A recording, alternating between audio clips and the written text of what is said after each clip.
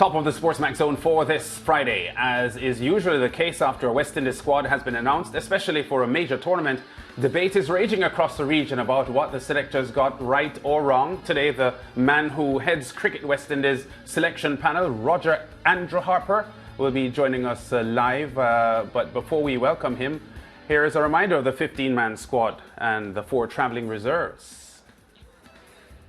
Let's have a look at them now. Kay Pollard, captain; Nicholas Pooran, vice-captain; Fabian Allen, Darren Bravo, Roston Chase; Andre Fletcher, Chris Gayle, Shimron Hetmar, Evan Lewis, Obed McCoy, Ravi Rampal, Andre Russell, Lendl Simmons, O'Shane Thomas, Hayden Walsh Jr., the travelling reserves; Darren Bravo, Sheldon Cottrell, Jason Holder, and Akeal Hossain.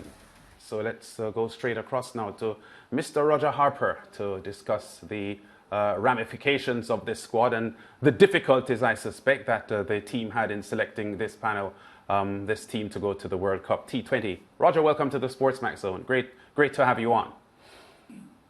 Good afternoon, Lance. Good afternoon to everyone. Thanks for having me. Yeah, let me start here by getting a clear picture from you about the selection panel. It's yourself, Miles Bascom, and Coach Phil Simmons, am I right? 3 people on the panel? 3 people on the panel, consulted as well, but the captain is there. He's involved. He's not a selector as far as squads are concerned, but he's also involved and meets with us when we pick squads. Okay, so during the selection meeting, he's physically there, or by Zoom, yes, or whatever right. It is? That's right. Okay, so let me start with the Chris Gayle issue, because that is the individual that has caused most concern to a lot of the fans. I must say, varying views, because there are many who support his selection to the team. He turns 42 years old in a couple of weeks from now. His numbers, as you know, Roger, haven't been impressive at all. But the selectors are sticking with him to go to the T20 World Cup. How vigorous was the discussion about his place in the team? Well, there was a lot of debate about that. Obviously, as you said, the numbers were not great, but the panel felt that he brought a lot more to the team than just those numbers. And I think that, the opposition understands and appreciates that if he gets in, he's capable of taking the game away from any opposition. And I think the panel felt he lends a lot more than by just being there. His presence gives the team and the players around him a lot of confidence. He has a lot of experience. And, it was more than the numbers that led to the panel deciding in the end to include him. Yeah, some are of the view that if he is that important in the dressing room, you could have done as India did with MS Dhoni being taken as a mentor and not part of the squad. Selectors do not make that decision as far as being a mentor or not. Yeah. All right. I want to talk quickly about Jason Holder's omission, because everyone regards Jason Holder as one of the best cricketers in the entire region.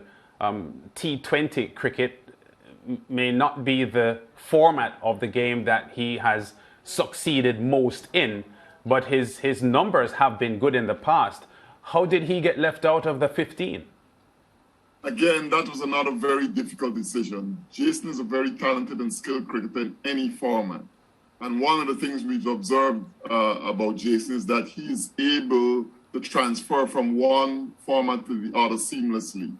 But, it came down to us looking at the composition of the squad, the balance, and unfortunately, Jason missed out. It was a very tough decision. Like you said, picking the squad took us in excess of 3 hours. It's a lot longer selection meeting that than we've had in the past. But yes, that was a very tough decision, one we didn't take lightly. Yeah, Jason Holder could feel personally hard done by. He has had to go through a lot with West Indies cricket, relieved of captaincy and so on. I remember back in March when he was relieved of the captaincy, you had said some things very favourable about him, trying to well, in your own words, suggesting that you really thought that Jason is a very integral part of the Test team and West Indies cricket going forward. He plays all three formats, and I think it's an opportunity for him to really focus on taking his game to higher levels. Those were your comments, Roger, back in March when you were questioned about the captaincy of the Test team being taken away from him. Well, that was several months ago. He has played T20 cricket since then, and his numbers aren't as bad as some people are trying to make out. What are your thoughts on Jason Holder's game since he has lost captaincy of both the ODI team and most recently the Test team? Jason Holder has performed creditably in every format he's played, and one of the things that I think was really outstanding about Jason is the fact that, you know, he gave every captain he's played under, you know, his fullest support. I think you would have observed in the Test matches that Jason was the one making the most noise on the field, trying to G up the players and, you know, keep them on their toes and that sort of thing. So, you know, Jason has been fully involved. He's given the players his support, and he's given 100% in every format.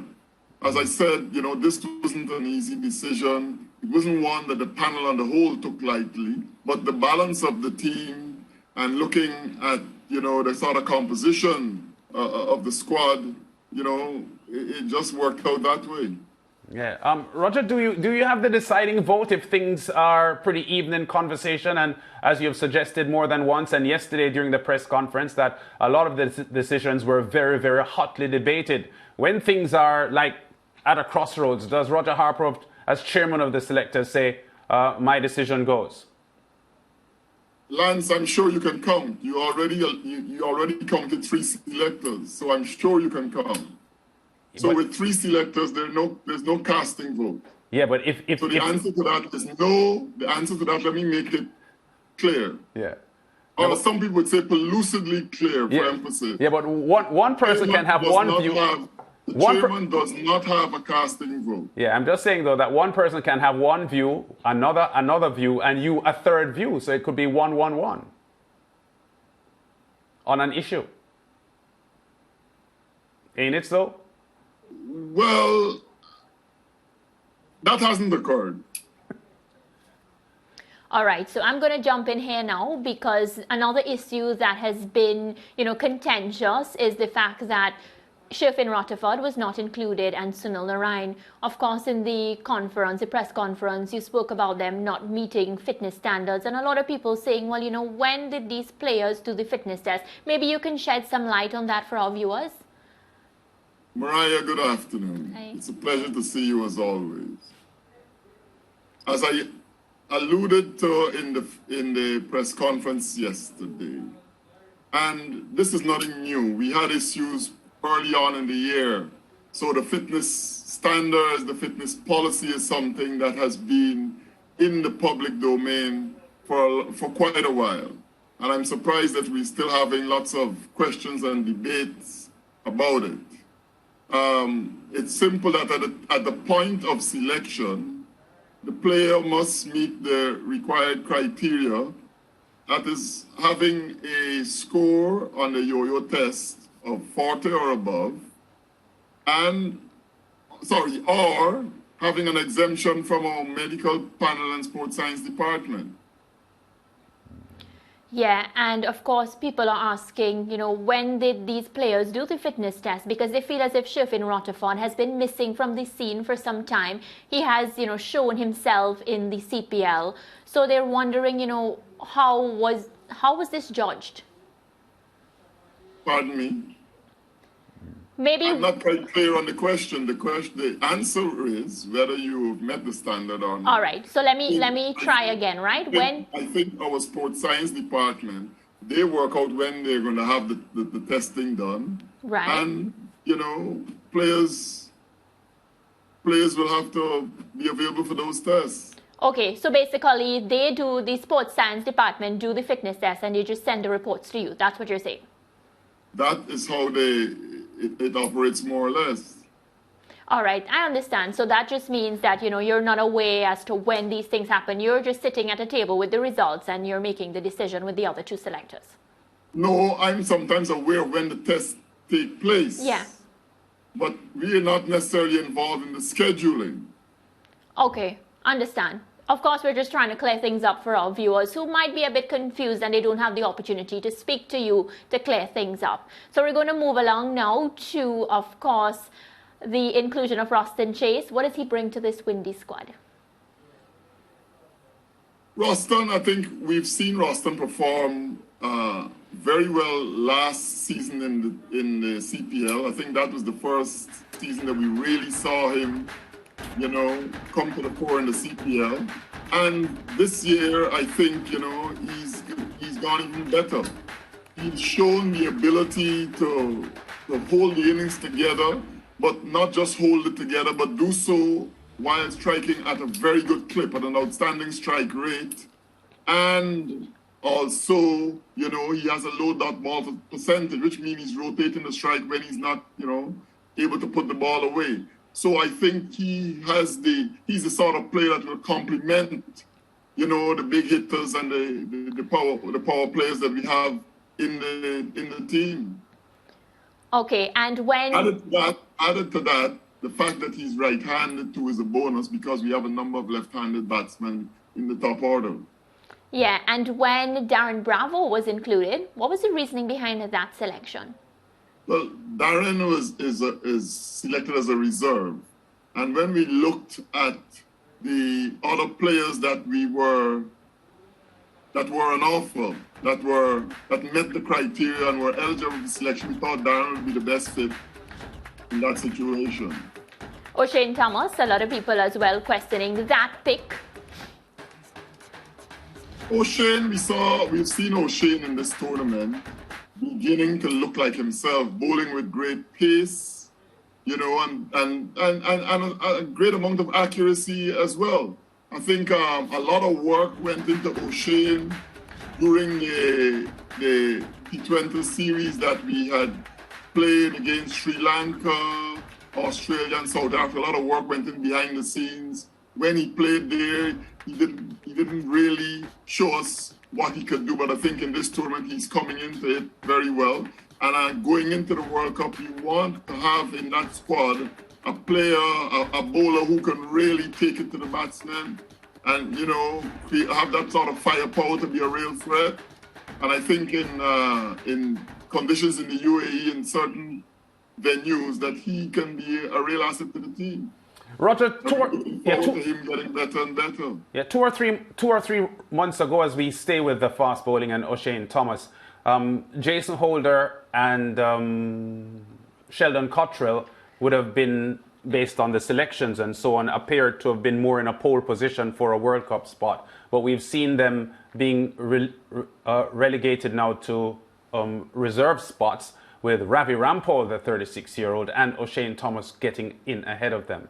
Now, you've mentioned about Omission Thomas's strengths just now, but talk to us about Ravi Rampal, who hasn't played international cricket for 6 years, getting ahead of two men, Holder and Cottrell, who have been pretty much staples in the West Indies T20 setup.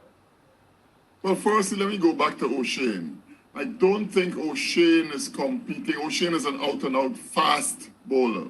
And I don't think that Jason himself quite fits into that category, right? So that's the difference there.